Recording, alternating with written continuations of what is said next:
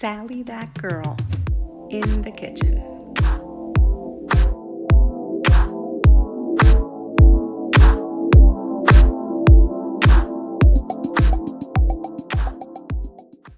Hi everyone, and welcome to another episode of Sally that girl in the kitchen. In today's episode, I'm going to teach you how to make a classic key lime pie with whipped cream. Yes, that classic combination of flavors that everyone loves. That graham cracker crust, that delicious key lime filling, and some homemade whipped cream that we're going to put on top. And of course, you can scoop it on, you can smear it on, you can pipe it on, you can do whatever you want with it. But in the end, you're gonna have a deliciously remarkable pie. And around here, it's not just a classic, it's my eldest son's favorite dessert. So he's going to be thrilled that I'm making this video because of course he gets to eat the key lime pie. So let's not wait another second and let's get started. For the graham cracker crust, you will need some non-stick cooking spray, 1.5 cups of graham cracker crumbs that you can buy pre-made, or of course you can make by pulsing some graham crackers in a food processor, 2 tablespoons of sugar, a pinch of salt, and 5 tablespoons of unsalted butter, which you will be melting. For the key lime filling, you will need 5 large egg yolks, 14 ounces of sweetened condensed milk, 1/2 cup of heavy cream, the zest of about 20 key limes, and 1/2 cup of key lime juice, which you can get from squeezing about 12 key limes. And for the whipped cream, you will need 2 cups of cold, heavy cream, 1 teaspoon of pure vanilla extract, and 6 tablespoons of powdered sugar. You will also need a tool for zesting, a knife, a tool for squeezing your key limes, but of course you can also just squeeze them by hand, some wet measuring cups, a bowl and a whisk, a handheld electric mixer, a serving spoon, some measuring spoons, some dry measuring cups, a microwave-safe bowl for melting the butter, a 10-inch pie pan, some oven mitts, and if you're going to be piping on your whipped cream, then a piping bag that has been fitted with your favorite tip. I'm going to be using a jumbo open star tip that will give the look of soft serve ice cream when I pipe on my whipped cream. You will also need a large bowl that you will refrigerate along with your mixer beaters. So what you're going to do is you're going to remove the beaters from your mixer and you are going to place them in the refrigerator along with a large bowl. And we're going to leave it there while we're preparing our key lime pie graham cracker crust and our key lime pie filling. And that way, when it's time to make our whipped cream, our cream will be cold from the refrigerator and so will the bowl and the beaters. Of course, if you're using a stand mixer, which is also fine, then do the same. Just remove the bowl and the whisk attachment or the beater attachment and place it in the refrigerator so it's nice and cold and ready to make our whipped cream. So now that we have all of our ingredients and tools together, let's get started. So the first thing you want to do is preheat your oven to 350 degrees and make sure there's a rack in the center. Then grab your pie pan and some non-stick cooking spray and give it all a nice coating. You want to make sure to get the sides and of course the bottom of the pan. Then grab a microwave-safe bowl and you're going to add your butter into this bowl because we are going to melt it in the microwave. So just put it in for about 30 seconds at a time until you see that it has melted. Covering it loosely with paper towel can avoid splatters.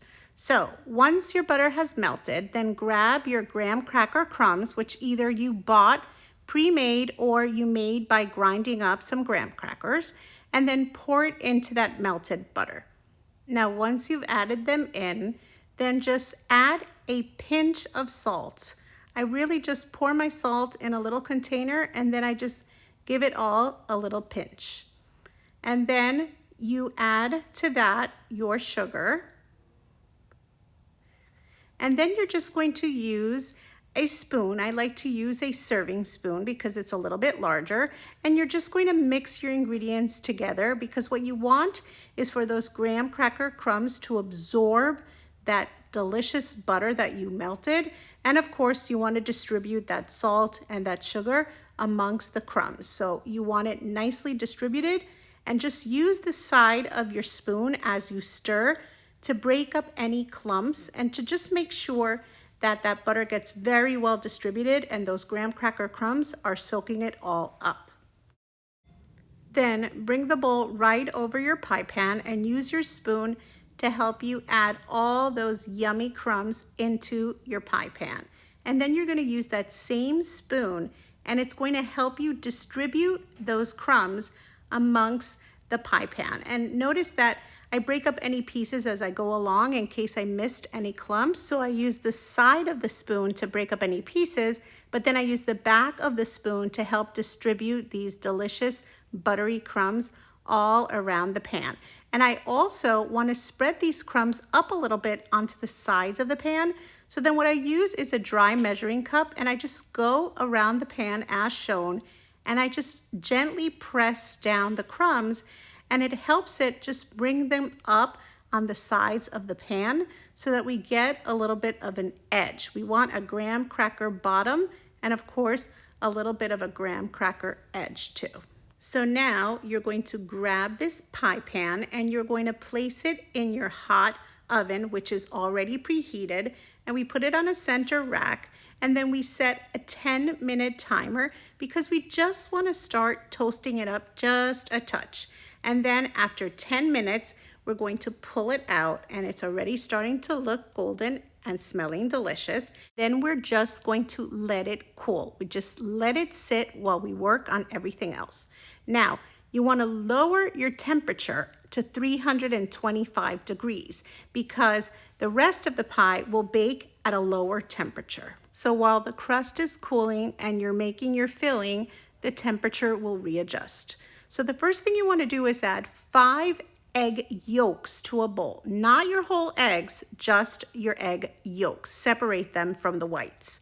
And then to those yolks, you're going to want to add your sweetened condensed milk. Now make sure to grab a spoon and scrape out all that yummy goodness because you do not want to leave any of that behind. I don't know about you, but I love sweetened condensed milk. And then just grab your whisk and bring these two ingredients together. You don't want to over mix. All you're looking to do is break up those yolks and then just make sure to integrate them well into that sweetened condensed milk. When you no longer can see the difference between the eggs and the sweetened condensed milk, then they're perfect. So now what you want to do is add your heavy cream, and then once that is in, I have already zested my key limes. So there were 20 key limes in the bag of key limes that I purchased. So I zested all of them, and I actually separated a little bit of zest that I'm going to use later for decorating at the top of my pie. But most of the zest is in here, and then I'm just going to add that right into the mixture. And once your zest is in, then just use your whisk to combine the ingredients. Just give it a little bit of a stir and just gently bring them together. Remember, we don't want to over mix. We're just looking to incorporate the ingredients. We're not trying to add air. We're just kind of making sure that all of the ingredients come together. Now, the next thing you're going to want to do is add the juice of your key limes. So I zested my key limes first, then I cut them in half, and then I just squeezed them to get the juice out of them. So I did have a few key limes left over. I only needed to squeeze 12 of them to get enough juice. And I did have 20 in the bag. So once I squeeze enough juice out of my key limes, all I do is I add it to this mixture. And then I'm once again going to use my whisk, and I'm just going to bring the ingredients together. I'm just going to give it another gentle stir and make sure the ingredients are well incorporated. So by the time it's taken me to make my filling, my graham cracker crust is nice and cool, and it's ready to receive this delicious key lime filling. So just gently use your serving spoon to help you add the filling into the graham cracker crust, and make sure, of course, you get all of that yummy, delicious key lime pie filling. And then once you have it all into the crust, then what you're going to do is just use the back of your spoon to gently spread the filling out. You just want to gently spread it out so you're sure to cover the entire crust. And of course, you do want to see that little bit of a crust coming up on the sides. So by this point, your oven should have readjusted to the lower temperature. So place your pie on a center rack and set a 20-minute timer to allow your pie to cook. And after 20 minutes, you will pull out this pie, and it's already smelling amazing. You will notice that it still may be just slightly jiggly because this pie will continue to set as it cools. And it is very important that you allow it to sit for 2 full hours before making and adding the whipped cream topping. I cannot stress this enough. Your pie has to cool for at least 2 hours because you do not want runny whipped cream on top of your pie. And if you were to add your whipped cream on your pie too soon, then of course it'll melt that beautiful whipped cream that we are going to create, and nobody wants that. So after 2 full hours, then you measure your cold whipped cream and you pull out your cold bowl and your cold mixer beaters, and then you add them to your unplugged electric mixer. And then you're going to plug your mixer in, and we are going to be making our whipped cream topping.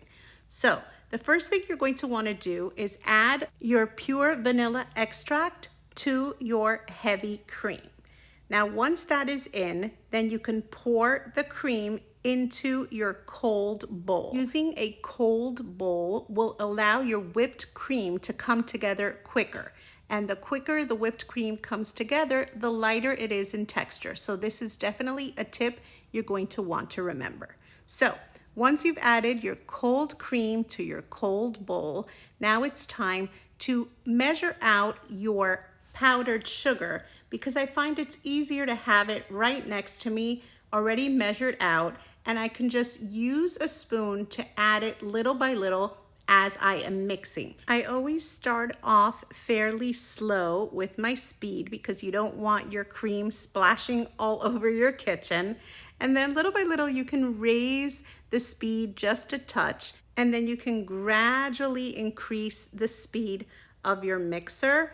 I actually whip this together really quickly because, as I said, once that cream is nice and cold, and once you start incorporating that powdered sugar, it's going to quickly become delicious whipped cream. Once you see the mixture has become somewhat frothy, that's when you're going to start adding your powdered sugar. The powdered sugar has a little bit of cornstarch in it, and it will definitely help create the right texture for your whipped cream. It will be what we call stabilized whipped cream. It's going to keep its shape, and it's going to be perfect for piping on.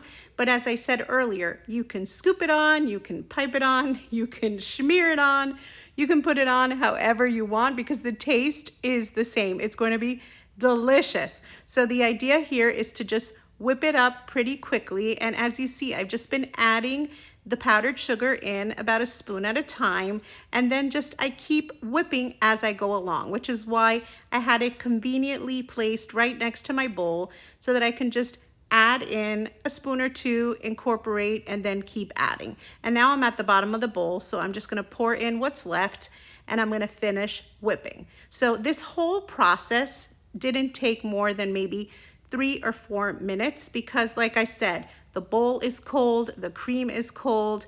I've got my mixer on at this point pretty high, almost at its maximum, and it's just gonna whip it all together really quickly. And as soon as you see it start to get thick, it comes together very, very fast. Now, it's really important to keep an eye on it at this point, because when it starts to change in form and it's no longer a loose liquid and it really starts to thicken up and become cream, you could over whip, and you don't want to end up with butter instead. A delicious sweetened butter, but butter nonetheless.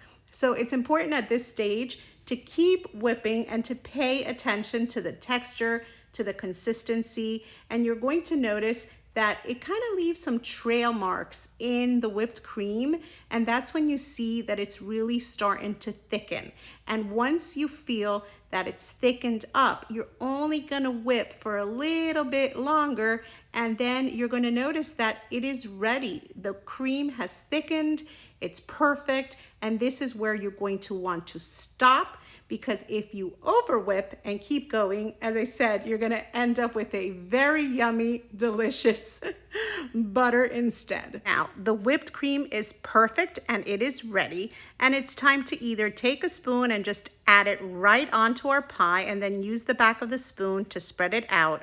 Or in my case, I fitted a piping bag with a large tip, and I'm gonna pipe it on because I just like the look of it, and I just look for any excuse to use a piping bag. I love piping buttercream on cupcakes or on cake or whipped cream on pies. I just absolutely love piping. But like I said, no pressure. You can scoop it on and it's just as delicious. But if you're anything like me and you enjoy this process, then you can add your whipping cream to your bag and you can pipe it on instead. So now, since I waited 2 hours before even starting to make my whipped cream, my pie is cool enough for me to add this delicious whipped cream on top of it. So at this point, you can have fun. I am just going to be making some swirls. You can pipe it however you want. And of course, you can use a different tip. You can make whatever design you want. You can write a message on it. You can do whatever you want with this whipped cream because it is so perfect. It just stays in perfect shape. It is perfectly stable. It will not get runny, and it will just last in your refrigerator and look just as beautiful tomorrow and the next day, which is why I love it so much. It just works perfectly on this key lime pie. So I went ahead and added a little more whipped cream to my piping bag because I wanted to make a really big swirl in the center to finish my pie off. But like I said, have fun. This is your masterpiece, and whatever you do to it, it is going to be delicious. I mean, look at how beautiful that looks. It's zesty and it's tangy and it's tart and it's just absolutely creamy and delicious. The key lime pie itself is just the perfect texture. And then when you add that buttery graham cracker crust and that delicious whipped cream on top, and now of course, I'm gonna add a little bit of that zest that I told you that I had saved earlier because I love the little pop of color that it gives to my key lime pie with whipped cream. I think it looks so pretty. So I just add a little bit of zest all around on every single dollop of whipped cream, and it just gives it that extra little something. It just looks absolutely beautiful and super inviting, and it's going to be super yummy. So make this pie for any occasion or no occasion at all because it is so good. Everyone is going to love it. And it's just so much nicer when you make it yourself. Yes, anyone can go to the store and pick up a pie, but when you make one, either for yourself, your family, for friends, it's really something special. And there's nothing like the flavor of a homemade pie. Homemade whipped cream, homemade crust. This is all made from scratch and it's amazing. So I cut myself a slice and I did not wait. You're supposed to refrigerate this and let it sit a few more hours so that that crust comes together and doesn't kind of crumble apart a bit. But I really couldn't wait to try this. It is just so delicious and I was so excited to taste it, but I promise I'll show you a slice after it's been refrigerated for a few hours so you see the difference. This really is looking so amazing. I just love the textures. Incredible, the 3 layers. Wow, it's perfect. That buttery crust, that tart filling, and that light whipped cream on top. It's just a perfect combination. And even though my crust isn't fully set yet, who cares? It's so delicious. The flavor is amazing. I cannot stop trying this because it is so, so yummy. I have to have another bite. Wow. Oh my, you are gonna love this so much. It is just an incredible dessert, and it wasn't hard to make at all. And of course, as you can see, I'm gonna continue scooping some up and eating it because after making it, the reward is getting to try it. So good, so amazing. So this is what it will look like once the crust has fully set. So how delicious does this key lime pie look? It is the perfect combination of flavors. It's got that buttery graham cracker crust. It's got that just deliciously creamy key lime filling in the middle. And of course, to top it off, that incredibly delicious homemade whipped cream that we put on top. It is such an incredible combination of flavors. It's just smooth and creamy and tart and just everything your taste buds are craving. And it is so much fun to make and so much fun to serve. Trust me. No, better yet, don't trust me. You're gonna have to try to make this recipe yourself. And of course, if you've enjoyed today's recipe, don't forget to like, comment, and share. And remember to subscribe to my channel and to touch that little notification bell so that you don't miss out on any of these amazing recipes that I prepare for you. Subscribing is free and the benefits are endless. And if you're not already following Sally That Girl in the Kitchen on social media, be sure to follow me on Facebook, Instagram, and Pinterest as Sally That Girl in the Kitchen, and on Twitter, Snapchat, and TikTok as Sally That Girl FL. See you next time. Sally That Girl in the Kitchen.